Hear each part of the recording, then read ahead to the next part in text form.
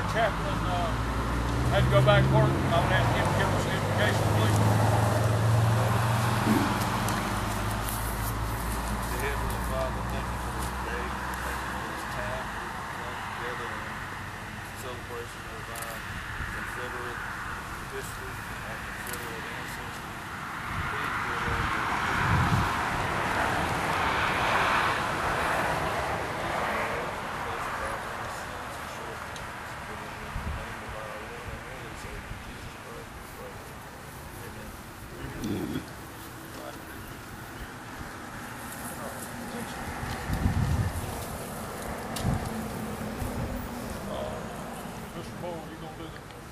I'll do the flag.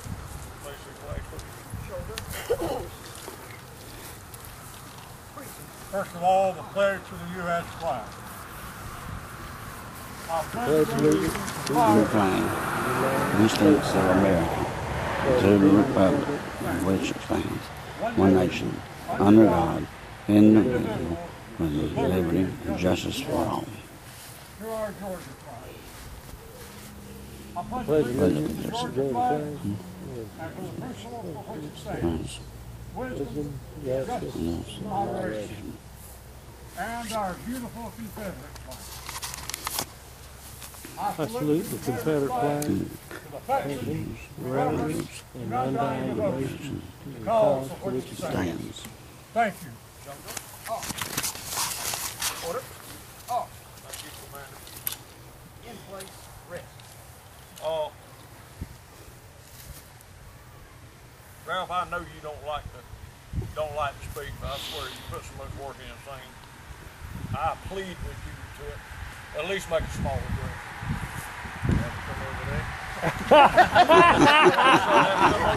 Just a small walk for a small talk.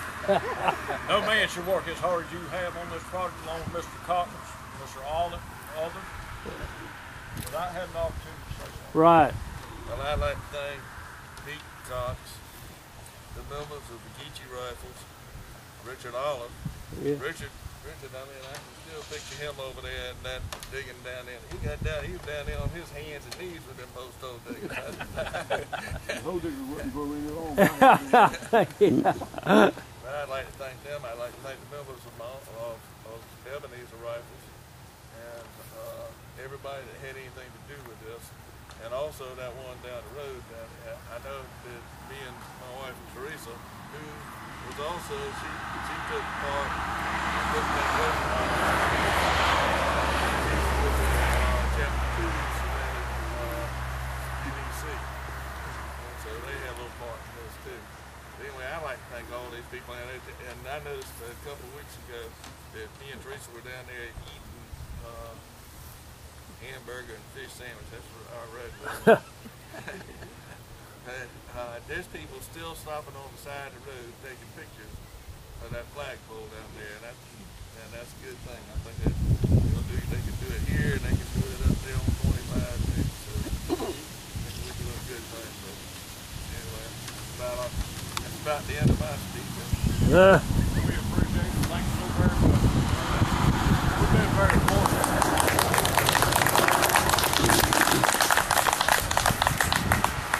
We've been very fortunate to get paint these poles.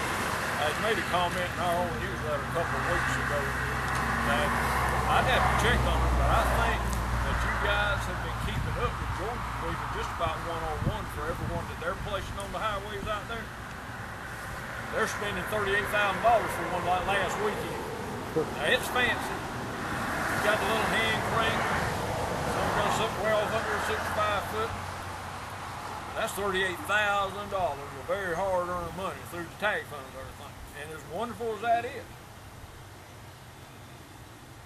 I can't help but to have more affection for a pole that the whole was dug by the sweat of Southern men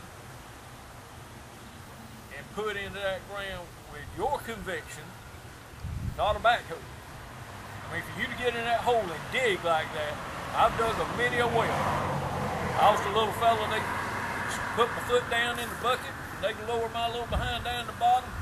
I'd give me a little scoop, and I was just about to drown trying to get the mud out of the bottom. one bucket of mud go up and then a bucket of water, because I was down there just up to my chest and stuff. I had to go down in them and pull a possum out of them, dead raccoons, and cats, all kind of stuff out of the old well. Get to tasting the water one morning, and it's like starting to stink. Go out there and sure enough, there'd be something crawled down there and died. You usually hope it was a snake or a toady frog. You know, you kind of live with that, but when it's something as nasty as a possum, you get a little upset. You realize you can drink water off that for a day or so. Anyhow, like I said, to me this means a lot more. Something that's put in on this scale and the way it was put in, and something big and fancy and costing tens of thousands of dollars. And somebody came out there and they took a little drill and they drilled it. Came out there with a great big fancy truck, dropped that son of a gun there. That's the reason my back and legs like they are, doing stupid stuff. Should have been done with a piece of equipment like that. And I was on my back. That's why I'm wore out. But I still have more respect for men that will use their backs to do something than I do somebody that can accomplish great things simply because they're rich. And I do appreciate you. I appreciate the labor you put into it more than you'll ever know. And I thank God that we have people like you in this organization. And God bless all of you. Thank you again. Excuse me, Commander, if you don't mind, I think we'd be remiss if we didn't mention the name of Jimmy Hayes, who donated all these poles to us. I should have mentioned. I don't even know that you know him personally. I don't. I wasn't sure who that was. He's a former member of our camp. He's still with us. I don't think he's an active member now, but he is still an active. Okay, I apologize. I think he's just busy with his own work and all. But bottom line is, he donated. We took about about 10 poles that we Ralph from his property up here with Richard's logging truck, and we've got the remainder of them stacked down on Richard's property, just about quarter mile from here, and we've got more sites in mind to put more flagpoles. But thanks to Jimmy Hayes' donation to the camp, and if he hadn't moved them off his property, we probably got another dozen or so we can get one of these days off that property. So He's already told me that we need to go get some more. very good. Well, then we'll at Richard Olive's convenience with his truck, we'll do that. Fortunately, the fiberglass poles don't weigh that much as far as getting them up on the truck. So that's all I had to say. I just want to mention Jimmy Hayes and remember that he's the one that's. I realized I wasn't really sure who you had got the poles from. Yeah. I knew the story behind it, but I didn't know who. He had offered it some time ago, and I think he about quit coming regularly around the time maybe that you joined, so you may not know him at all. But he's a great guy.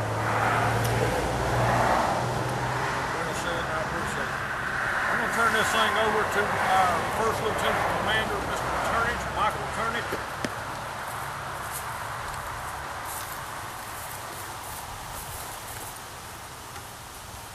Okay. I'm once again honored to be able to speak to y'all for a minute at our second flag dedication. I want to give thanks like Commander Sorrell did to Richard Olive and his family for their generosity. Let's put up a flagpole here and have this meeting.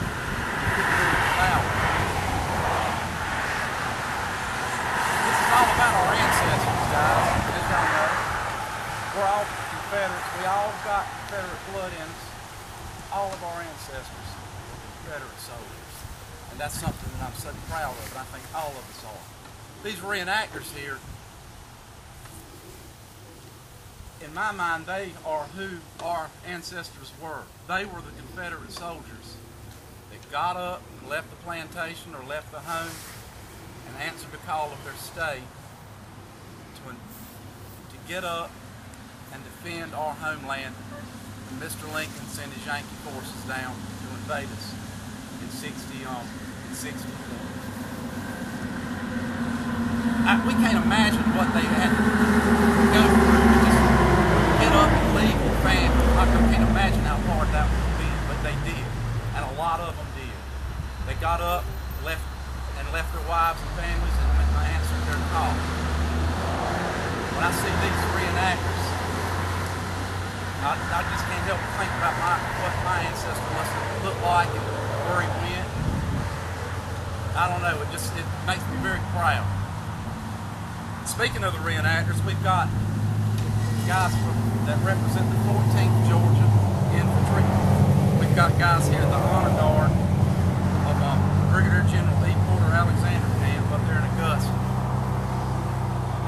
But in my mind, they represent all of the Confederate soldiers, and I love seeing the reenactors. This is all about our people and our heritage. It's who we are. And us being direct descendants, we've got a job to do. We've got that charge to do. We are living in the Lord.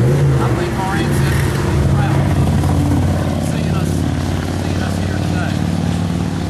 That's some thoughts that I had. Our soldiers, I can't say enough about our Confederate soldiers and the tenacity with which they fought against overwhelming odds. We fought an army. We fought the biggest armada of the world at that time at Morris Island, and we held them off. We held them off for a long time. We fought courageously.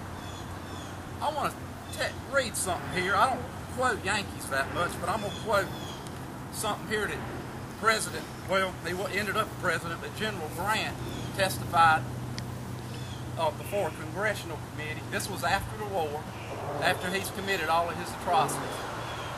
Listen to what he said about Confederate soldiers. He's talking about prisoner exchange.